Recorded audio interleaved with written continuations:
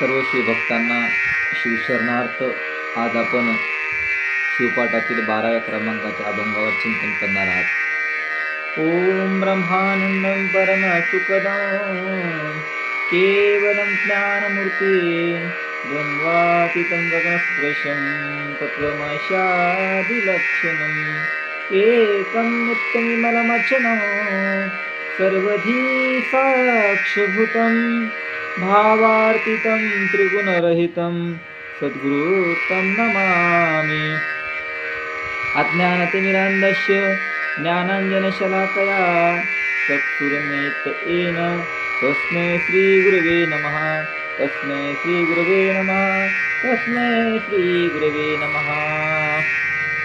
अलभ्य लाभ नरदेह ऐसा लाभला तो कैसा गमविता मग कोण्या देही करालो सार्थक पहावो विवेक करुनिया. या लागी तुम्हा सांगतोय सोय गेली घडी नय परतुनी शिवदास म्हणे सदा शिव शिव स्मरा मग भव कैसा तुम्हा. या प्रस्तुत अभंगामध्ये संत श्रेष्ठ शिवदास मौली त्या अभंगात सांगतात की बाबा तुम्हाला जो जन्म मिळालेला आहे तो महालाभ आहे. कारण हा लाभ पुन्हा मिळणार नाही. कारण माणसाचा जन्म हाच महालाभ आहे. त्याला अलभ्य लाभ म्हणतात. हा लाभ दुसरा कोणता नसून माणसाचा जन्म हाच लाभ आहे. अलभ्य हा लाभ नरदेह ऐसा लाभला तो कैसा गमविता. लाभलेला जन्म आहे तो गमवू नकोस. फार कळवळतेनं काकुलतेनं सांगतात बाबा हा जन्म पुन्हा भेटणार नाही. जर माणसाच्या जन्माला येऊन जर माणसाचं सार्थक नाही केलं तर हा जन्म वाया जाणार आहे.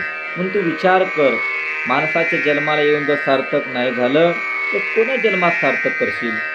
मग कोण्या देही करालो सार्थक पहावो विवेक करुनिया. कोण्या जन्मात तू सार्थक करशील. माणसाचा जन्म सोडा तर. कारण माणसाच्या जन्मात भजन करता येतं, माणसाच्या जन्मात कीर्तन करता येतं, माणसाच्या जन्मामध्ये नामस्मरण करता येतं. इतर जन्मामध्ये फक्त आहार निद्रा मैथून हे जीवन म्हणजे पशुचं जीवन आहे. म्हणून सार्थक जर करायचं असेल तर माणसाचा जन्म आहे.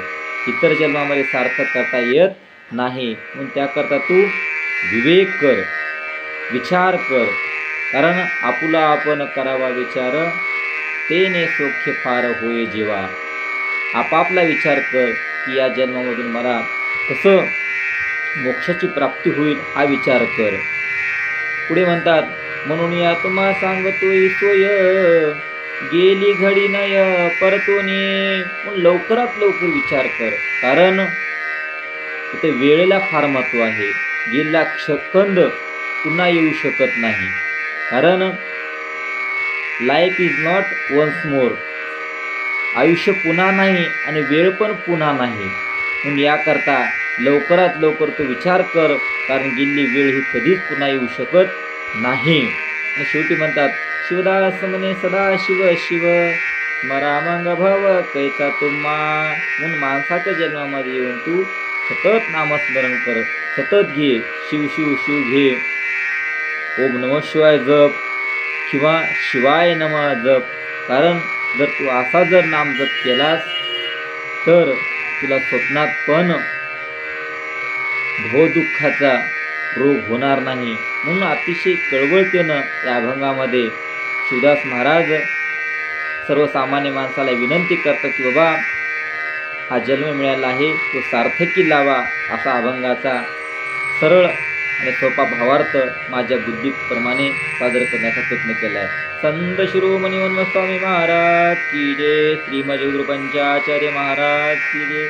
जगज्योती महात्मा बसवेश्वर महाराज की जय. राष्ट्रसंत डॉक्टर शिवलिंग शिवाचार्य महाराज की जय.